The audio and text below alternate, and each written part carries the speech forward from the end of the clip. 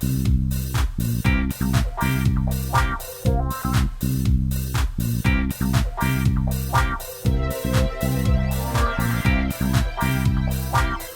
and welcome back to the TVBinges.com Pilot Roundtable, a Southgate Media Group podcast. I'm Kyle Tremblay, the editor of TVBinges.com, and I am joined as always by a fellow TV Binges writer. She's the only person left who can run this podcast. It's Olivia Richards! Hello! Hey! You're the designated survivor of the two of us. I am the designated podcaster. I'm going to give our State of the Podcast Union, and then we'll see how it goes from there. So, we are talking about ABC's heavily hyped political drama starring Kiefer Sutherland, its designated survivor. Olivia, what did you think?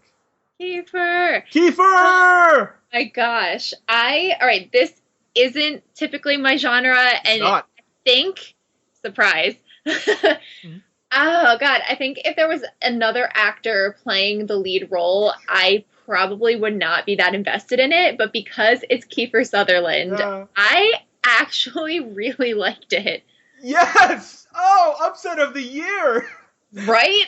I did not think you would be in on this show. I didn't either. I was pleasantly surprised. Now, to be fair, it's not like bonkers like 24. No. Once you get past the initial shock of the show killing off literally the entire federal government in the first minute, the show really plays out, like, sort of in a logical fashion after that. Kiefer is not, like, this isn't White House Down. He's not infiltrating to stop terrorists. He's the president. Well, he's the Housing and Urban Development Secretary, and then he's the president within a minute. So, yeah, I think you already hit it on the head, which is, I was thinking about this earlier.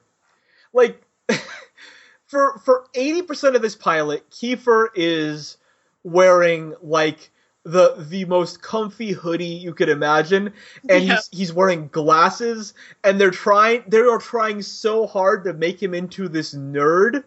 Like, they're trying to, like, nerdify Kiefer, which is hilarious because he's Jack Bauer. Right. And it made me think, like, he is not right for this role. Like, this is not a role that you would give to Kiefer Sutherland, the nerd who takes over as president. Nothing about Kiefer Sutherland is nerdy, and they try very hard and they fail. But he is, as a television actor, in the same category that I would put Nicolas Cage in as a film actor, which is that there are many roles that Nicolas Cage has been in that he's been wrong for. But I would rather have zero other actors than Nicolas Cage be in those roles. Like, right? So perfectly put. It's like I know he is not embodying this character as fully as many other actors could, but there is no other actor I would rather have than Kiefer playing the nerdy president. It's like, oh, it was perfect. It's just like it's just like a certain genre of show that he makes this into that just makes it work. Like it doesn't necessarily work in terms of like him being super believable in this role, but it works in terms of me being entertained by him playing this role. Oh, it's incredible. And again, just the sheer, I don't want to say ridiculousness of the situation, but I mean kind of. Yeah, it's pretty ridiculous. Basically. So, you have him stepping into this role just out of nowhere. Like, he's just, like you said before, like, lounging in the back, wearing a Cornell sweatshirt and jeans, and, just enjoying his day, and all of a sudden the, TV shuts off, and he gets the update that literally now, like, 13 people have died ahead of him that were, more suited to the position. And what I love was the encounter he had with Cal Penn's character in the bathroom. Yeah. And, Cal Penn's talking about the speech and how basically this guy isn't suited to the role at all, except he doesn't realize that he's now talking to the not yet sworn in president of the United States. And then he's like, apologizing, but you can tell that he absolutely knows, and that Kiefer Sutherland's character knows, that he should not be in this position at all, and he's not suited to it, and he was not prepared to step in. Yeah. And I think it was that aspect that had me a little bit hooked. It's an underdog story. It's like Rudy. It's like this this guy who in a little throwaway line that I really appreciated, he's from academia. He was like a professor who was tabbed for what seems to be the least respected cabinet position. Yep. No one in government cares about him. He is literally being fired on the day this all happens. So nobody likes him. Nobody cares about him. He's sort of the lowest rung on the totem pole. And because he's chosen as the designated survivor, which is a real concept, during the State of the Union, he is the only member of government that survives a large-scale terrorist attack that is from unknown origins. And of course, this sets up the show to have a major inciting event that will play out over the course of this and possibly more seasons. That he has to run the country, but he also has to get to the bottom of what happened in this case and sort of corral the various factions within government that are fighting for power and fighting for control. And it manages to turn the presidency into an underdog story, which is something that I don't know has ever been attempted before, to be honest. I don't think so. To have someone take over as president and instantly be like all odds are stacked against him. He's the up and coming guy who just has to battle against these impossible odds.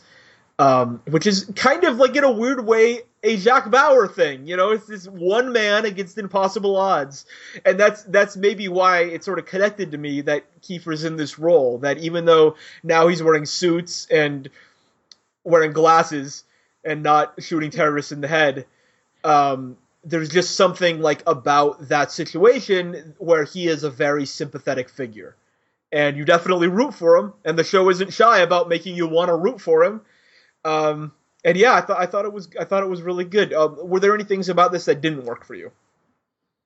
I mean, again, this really, being that this isn't my genre, I think there are a lot of things that, again, if KIEFER wasn't in the central role, I would not be watching. So most of the things. Most of the things. Most of like the setup, the stuff. Oh, the whole thing's just ridiculous. Like, I mean, it's like the most extreme case possible. What I do like is at least they spend a little bit of time setting up his relationship with his family. Because I feel like what happens in these genres with, the political game is that it becomes very ruthless and the family situation becomes a formality. It just becomes sort of like a side piece while this person is being this bloodthirsty political warrior. But I do like that they set up that he is a grounded character as much as that is possible in the pilot and moving forward. But yeah, I liked the family aspect, obviously. And everything else that was happening around it, maybe not so much, but it's Kiefer Sutherland, so. Yeah. I'll tell you the one thing that didn't work for me. 3 words. Dubstep, rave, son. I don't know if I need a son who's really into mixing his own dubstep tracks and is like out selling Molly at a rave when all of this goes down. Don't know if I need that character. Getting shades of Chris Brody from Homeland. Getting shades of Kim Bauer from 24. Like, it feels like the troublesome child is not a character that I necessarily need in a show that is about the literal destruction of the United States government. Don't know if I need it. So an added bonus of that character. I just feel like episode 4, he's gonna wander off and get arrested for selling drugs, and Kiefer's gonna have to like go down and bail him out or something. Like I feel like we're headed towards like a couple of those like clunker storylines. You called it. It's probably gonna happen. It probably is, but I'm on board nonetheless. This premiere did a 2.3 in the demo with 9.95 million viewers, which is a very good number. It is not like... This was one of those shows that could have been like a Monster Empire-style hit. Empire came back last night and did a 4.9 in the demo. 2.3 is one of the better demo numbers we've seen, but nothing has broken 3 this year. So we are still sort of searching for our... like, if there's going to be a huge hit this year. But this is still like a really solid premiere with really good numbers and a lot of promotion from the network. So do you think this one's going to be canceled quickly, make it through the season, or renewed for next season?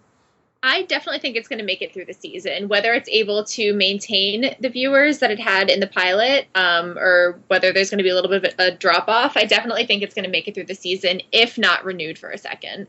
Yeah, I'm going to say this one goes multiple seasons. I think that ABC is really committed to this show. We in a recent podcast that we recorded 5 minutes ago, we talked about how ABC's killing it with comedy. ABC's, other than Shonda, is not killing it with original drama. ABC's got Shonda and nothing else. And so this is, I think, their big attempt to at least expand their brand outside of sort of the Scandal universe. And so I think they're really committed to this, and the numbers are good so far. We'll see if they hold up, like you said. So your final verdict, Olivia, thumbs up or thumbs down on Designated Survivor? In a weird, shocking twist, this is going to be a thumbs up for me. KIEFER! KIEFER! He did it. He overcame the impossible odds of getting you to like a show like this. Oh, God, right? Yeah, I was always going to like this one. No big surprise. This was a like for me from the sort of trailer. I didn't love it. Like, it's not my favorite, but it's also, like, it's good. It's entertaining. If you read the premise and you're at all interested, and or you're a KIEFER fan, you're in for this one. Trust me on it. So thumbs up from me. You've been listening to the Pilot Roundtable at TVBinges.com, a Southgate Media Group production. You can listen to all of our episodes on iTunes, where you can rate and review us. We'd appreciate that. Or find us at SouthgateMediaGroup.com. Follow Olivia on Twitter at RichardsOlivia, and me on Twitter at KyleLovesTV. Till next time.